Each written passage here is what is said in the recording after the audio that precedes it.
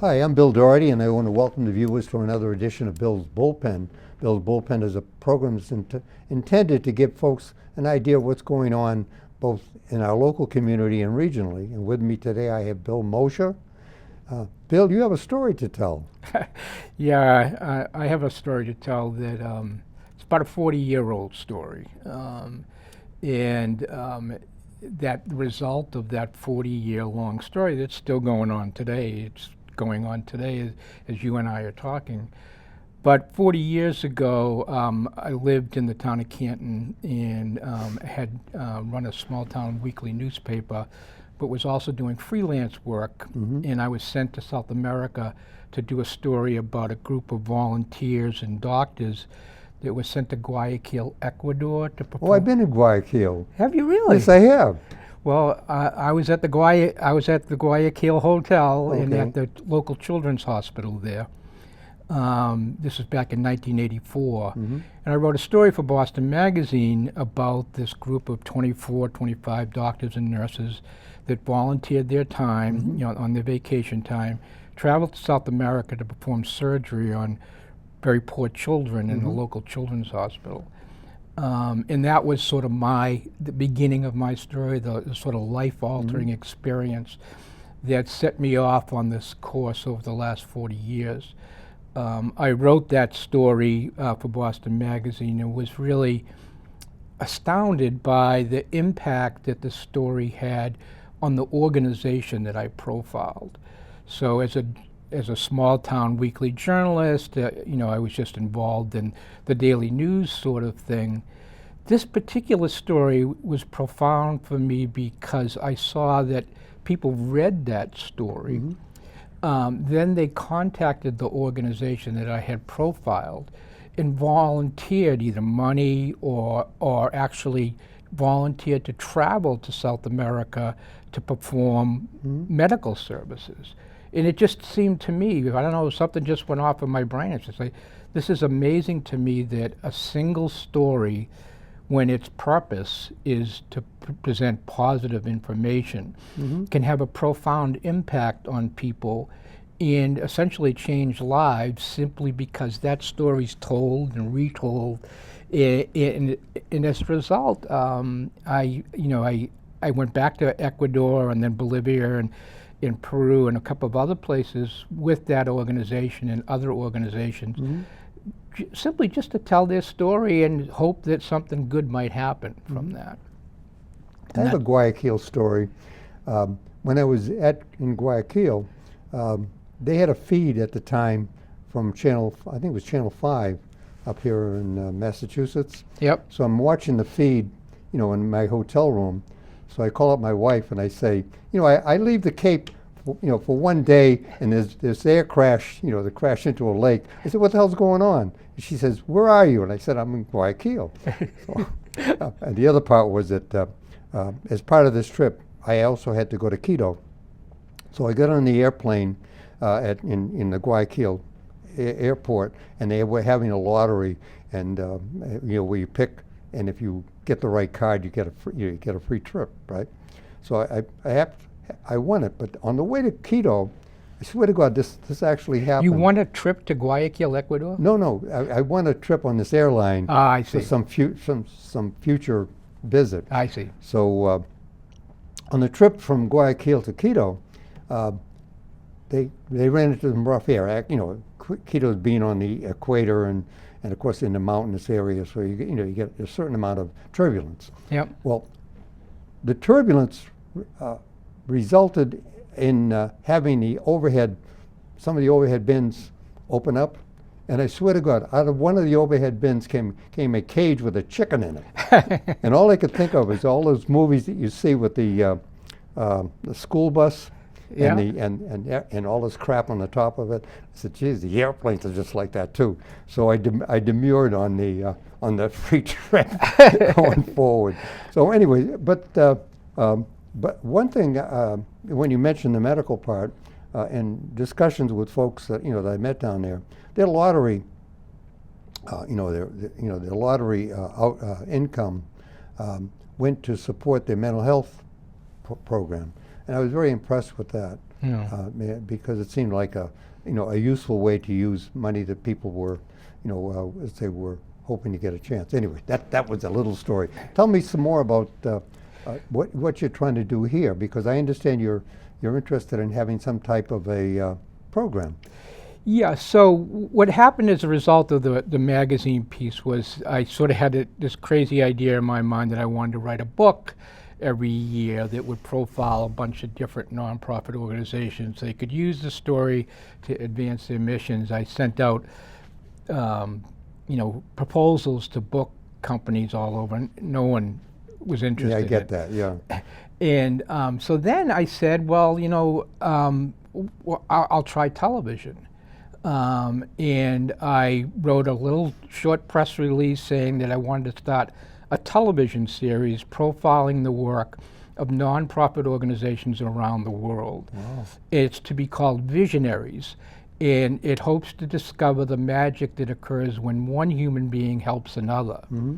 From that single notice in a trade publication, I got 3,000 applications from nonprofit organizations all over the world that wanted to be included in a TV series that didn't even exist. It was just a proposal, it was just an idea.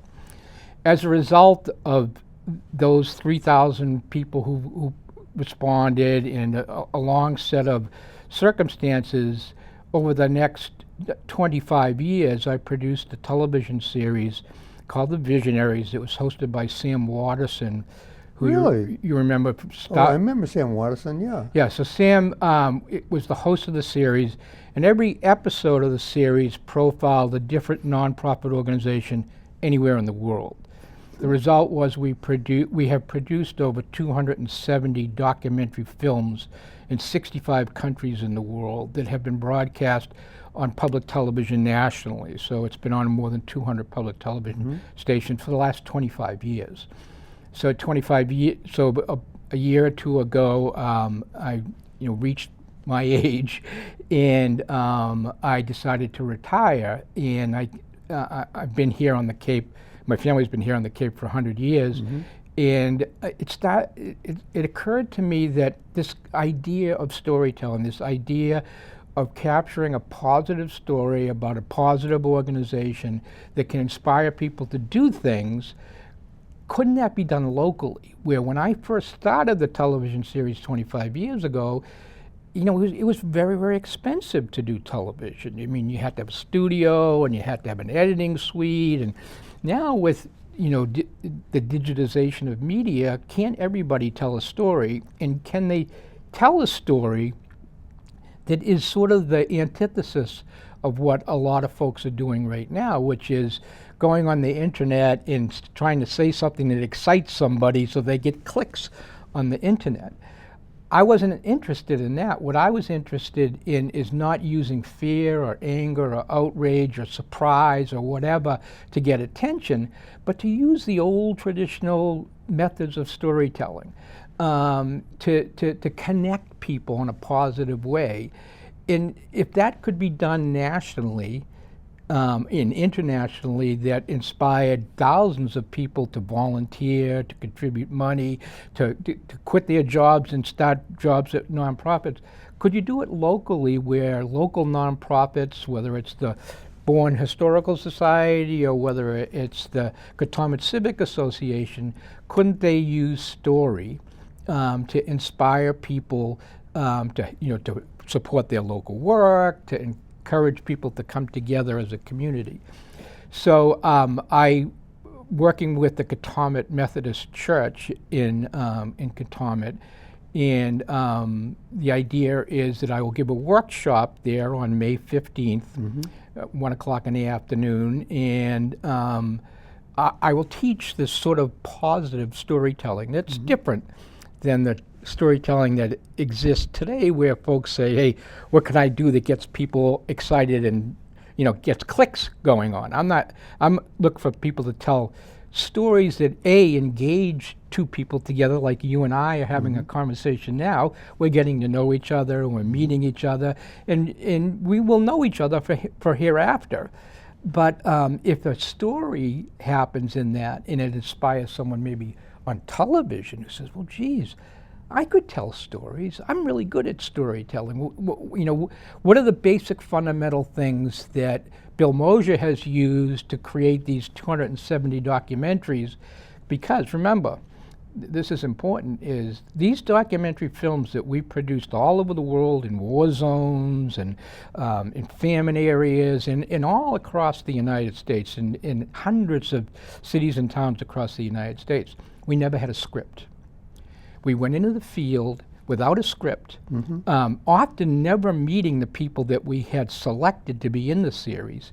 And I just simply went out the way that you do. I just sat down and did an interview with people to try to find out what was going on, to have this sort of sense of discovery. It wasn't like some journalists who will write down all their questions. And I once had a journalist who worked with me who not only wrote down the questions, but she wrote down the answers too. I go out there with this interest in not having the answers, wanting to discover the answers. So when I went to Guayaquil, Ecuador, I had never been outside the country in my life. Really? I had never been on a commercial airplane in my life. Oh, wow. And I flew there and ended up in this unbelievable place, Guayaquil, in 1984. And it was shocking, and it was incredible things happened to me. But the story of what happened and the impact that story had on other humans was put down in scratches on a piece of paper and then published in a magazine. And from that, hundreds of people committed to do something positive. That's very inspiring. Yeah, it's been an incredible existence, because we've been the 3 or 4 or 5 of us that have been doing this from the very beginning. We've traveled all over the world in some of the toughest circumstances you can possibly imagine. I mean, we flew into Bosnia in the middle of the war in the hold of a cargo plane. We were in rebel-held territory in Sudan, and nearly lost our lives there. We've been all over the world and seen the worst things that can possibly be seen. But the key thing here that's different is what they used to call this journalism that sort of focused on nonprofits is what they used to call it the pornography of the poor. Because journalists would go in and they would shoot kids with their flies in their face, and they would get them stand above them and look down, and you'd feel pity. And that's not necessarily a bad thing, but pity is a negative emotion. Let me give you a disclaimer. I was actually went through the psychological warfare operation courses when I was in the military, and what you're talking about is exactly the kind of the kind of stuff that we were taught to do in order to win the battle of hearts and minds. And then later on, I was in a USAID contractor here in Bourne. Really? That did work like that. And the whole idea was to get a story that basically would win a grant. And of course, you spend a lot of time looking at the Federal Register to see whether or not there's something you want to invest the time and the money into, and to have a successful narrative, you really had to have some evidence that you could have an outcome that would be positive. So I get that part of it. Yeah. So what the idea is that when you use specifically in only a negative emotion to accomplish a goal, let's say famine in Africa, and you show pitiful images of people will respond. They will feel guilty, and they will give money. But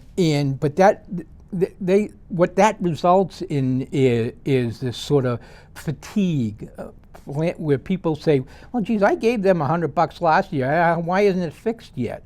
There was a point made in business school about the difference between having an ad fighting tobacco use by showing lungs.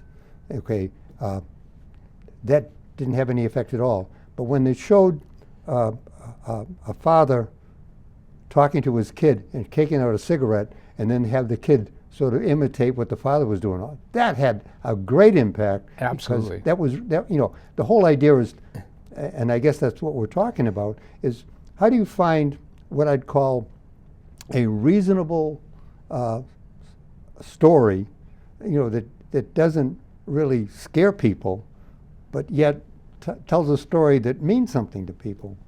Yeah, and that's sort of what we experimented with over the last 25 years. How do you do this? How do you go to a famine in Rwanda in this most horrible circumstance that human beings can endeavor, and come out of that with a positive sense? And in the positive sense is that there are great, in whether it's Bosnia or Rwanda or any of the other places that we've been, the result is that people in the end ultimately, hopefully, do good things, even despite the tragedy. And so what Visionaries' concept of storytelling is triumph. That you don't have to hide from people the horror that's going on in the world. But that's the climax of the story isn't the horror. The thing that I call the dawning moment of the story is when people imagine a better future. If you can get them to say, well, geez, I was in I saw that ping in Guayaquil, Ecuador. If I gave $100, that could buy bandages. Well, wouldn't that be good? And if I had bandages, these people would live. That positive income, that idea of building a story that ultimately leads to something triumphant, something that overcomes adversity. Not that, and the problem that we have, particularly in America today, is we're so focused on the adversity. We're so focused on the negative things that are going on. We don't have a real possible solution to sit down and talk with each other and say, how do we make it better? And that's what I would like to do on the local level by teaching workshops where local folks understand the very basic concepts of storytelling that bring it to triumph in simple things, and use that to stimulate people for lives to change. I can tell you this with absolute certainty, that because of the television series Visionaries, there are thousands of people alive today that never would have lived at all had it not been for Visionaries. That the Visionaries, in the stories that it told, was used by other people to create positive action. Let me give you a really quick example. In one of the first episodes that I did, it was on a little tiny organization in North Carolina. It's called the Group B Strep Association. Very terrible name. But Group B Strep is an ordinary virus or bacteria that lives in people ordinarily. It's just part of the system. 2/3 of all women in the world have a Group B Strep in their system somehow. In very, very rare instances, that Group B Strep that is in the mom gets passed to the child during when it passes through the birth canal, and that strep just explodes once the child is born, and the child can die in a matter of minutes or hours, or can be left with disabilities. This woman had lost her child to that, and she wrote me a long letter in those first group of 3,000 that wanted to be in it, and said, the single thing I want to do is to create mandatory screening. So every doctor, every pediatrician, every gynecologist, when someone's pregnant, they just give them this very, very simple blood test and say, hey, you have Group B Strep. When it comes time for you to give birth, take this antibiotic. Virtually any antibiotic would do it. Amoxicillin, anything. Yeah, anything would do. Any broad spectrum antibiotic, yeah. But the major medical associations would not create mandatory screening because their lawyers said, if you require mandatory screening, you will find thousands and thousands of people who have group B strep. They will give antibiotics, and statistically, out of those antibiotics they give, there's going to be a bad reaction out of 1 out of a million. You're going to get sued for that, and when you get sued for that, your insurance rates are going to go up. So don't. So we did it. We produced it. We produced an episode on that. We went down to North Carolina. I interviewed the Center for Disease Control. We interviewed. I interviewed at the time the Surgeon General. I forget his name now.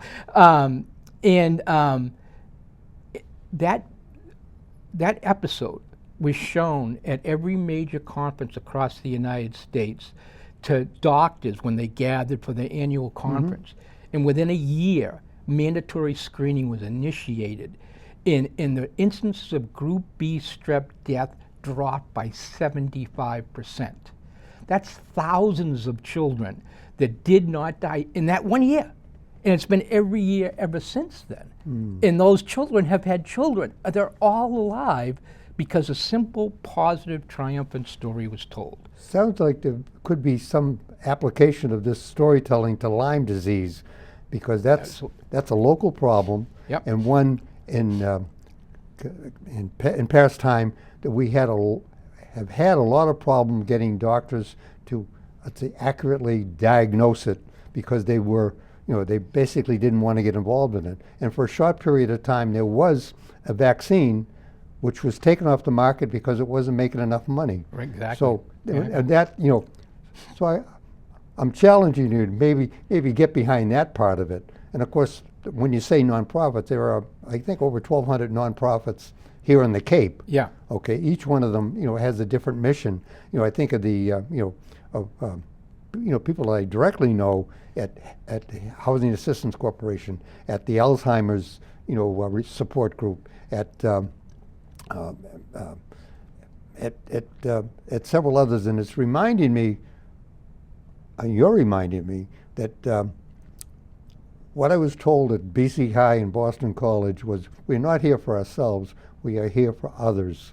Okay. Now, the first thought that came to my mind when you said having a triumphant outcome is that I think that too many times we look at the heart of darkness and the outcome of all the humanity and say, oh my God, this is awful, and it continues to be bad. So having a positive outcome is very important. Politicians thrive on the idea that they're providing an optimistic look at the way the world is supposed to look, supposed to come out.